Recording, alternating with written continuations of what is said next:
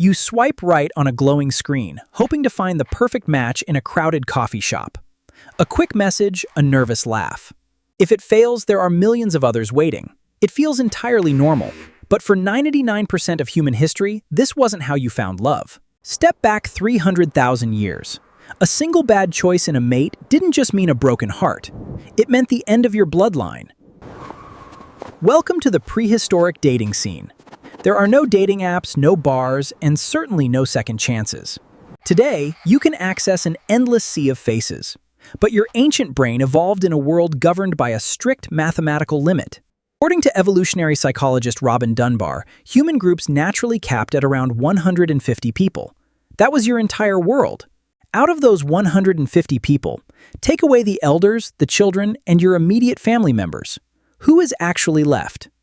Your dating pool shrinks to maybe 5 or 10 individuals. If you don't like any of them, you can't just move to another city. The stakes were terrifyingly high. Reproduction wasn't just about romance, it was a desperate biological pact to survive the next deadly winter together. And here is the hardest part. You couldn't impress anyone with a luxury car, a thick wallet, or a fancy job title. In a world without property, your physical health and your ability to provide calories were the only currencies that actually mattered to a partner. But how did you prove your worth when everyone in the tribe already knew exactly how fast you could run or how much you ate? You had to invent a completely new way to stand out. You needed something rare, something difficult to obtain, something that screamed evolutionary fitness. You needed the prehistoric equivalent of a designer watch.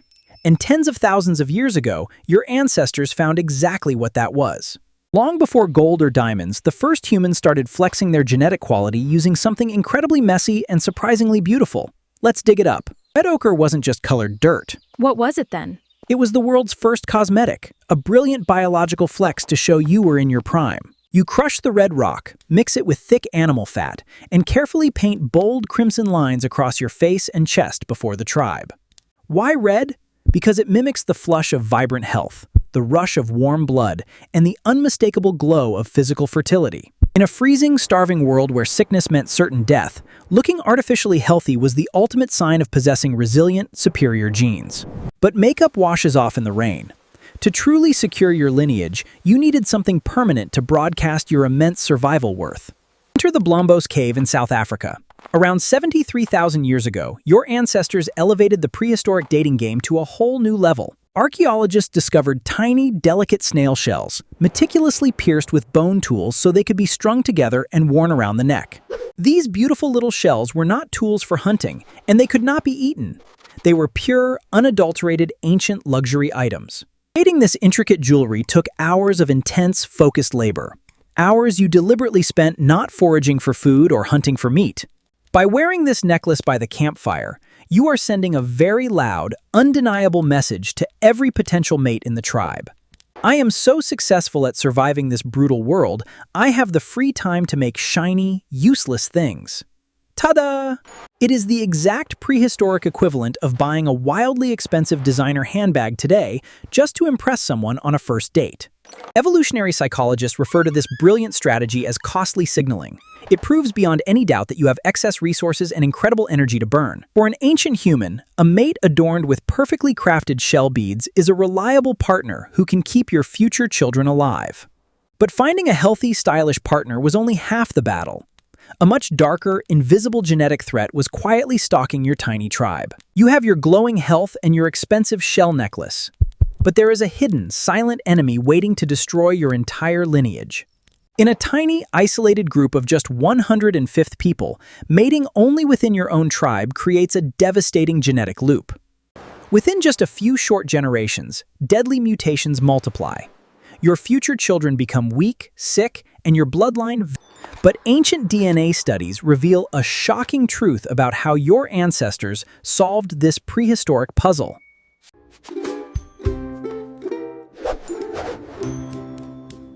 They knew they had to look outward. Every year, different hunting groups would walk for dozens of miles across brutal terrain just to converge at a massive, shared nighttime camp. According to anthropologist Polly Wiesner, these rare fireside gatherings were the ultimate ancient social network. This wasn't just a friendly party to share mammoth meat or tell stories. It was a calculated, desperate exchange of human lives. You weren't simply looking for a romantic spark. You were participating in a vital, life-saving genetic trade between rival families. Sons and daughters would leave their birth tribes forever, marrying into complete groups of strangers just to ensure the genetic diversity of everyone. Imagine that terrifying prehistoric leap of faith. You must leave the only family you have ever known and step into the dark unknown. You do this all to build a biological bridge. This ancient, vast mating network is exactly why Homo sapiens survived the freezing ice age. Your ancient dating pool was never about finding a soulmate who happened to enjoy looking at the exact same cave paintings as you. It was a strict biological pact forged in fire to outsmart the crushing mathematics of total extinction. But what happens when this fragile system completely breaks down? What happens to your brain when you are brutally rejected by a potential mate? You send a careful message to someone you like, and they leave you on read. A familiar, crushing weight immediately drops right into your chest. This agonizing sensation isn't just a romantic metaphor or a dramatic feeling. According to modern neuroscience, that heartbreak is a very real. Neuroscientist Naomi Eisenberger conducted groundbreaking brain scans and discovered something terrifying. Here is the shocking part. That is the exact same neural alarm system that fires off when you break a bone or burn your hand. To your ancient, primitive brain, getting rejected by a romantic interest is calculated as severe, life-threatening physical. Step back into the freezing prehistoric night. If you were deemed an undesirable mate, or if your small tribe completely turned their backs on you, you would be exiled into the brutal Ice Age wilderness. An alone human in the Paleolithic era was absolutely, undeniably, a dead human. You cannot hunt giant woolly mammoths by yourself. You cannot gather enough calories while constantly freezing. The math of solitary survival simply does not work. Worst of all, you cannot stay awake 24 hours a day to guard your fragile body against massive cave lions and prowling hyenas. Being socially rejected meant your survival rate dropped to zero. So, nature designed an ingenious, brutal alarm system to keep you safely inside the group. It weaponized pain. It used real, agonizing physical suffering to force you to maintain your crucial social bonds and secure a reliable breeding partner. Your ancient brain simply does not know the difference between a broken heart and a broken leg. When your modern crush completely ignores you today, your brain literally reacts as if a hungry saber-toothed tiger is hunting you in the dark.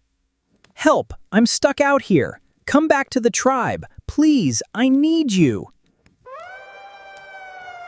That unbearable chest pain is actually a prehistoric survival mechanism.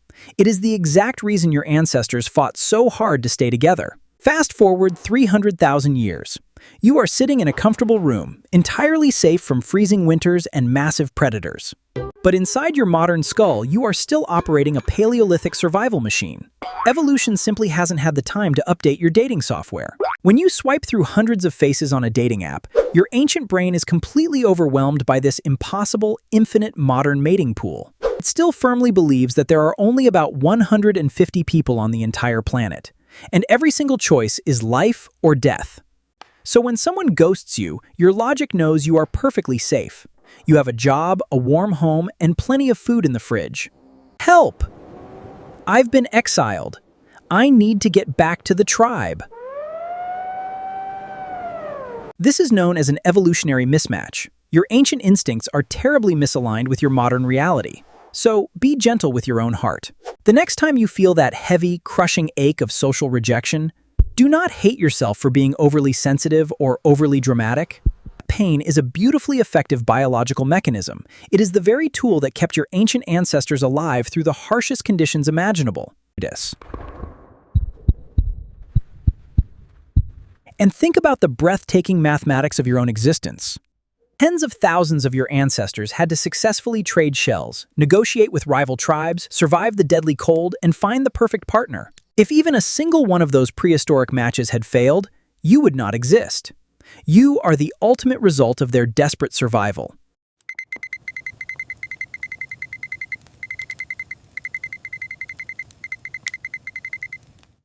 You swipe right on a glowing screen, hoping to find the perfect match in a crowded coffee shop. A quick message, a nervous laugh. And if it fails, there are millions of others waiting.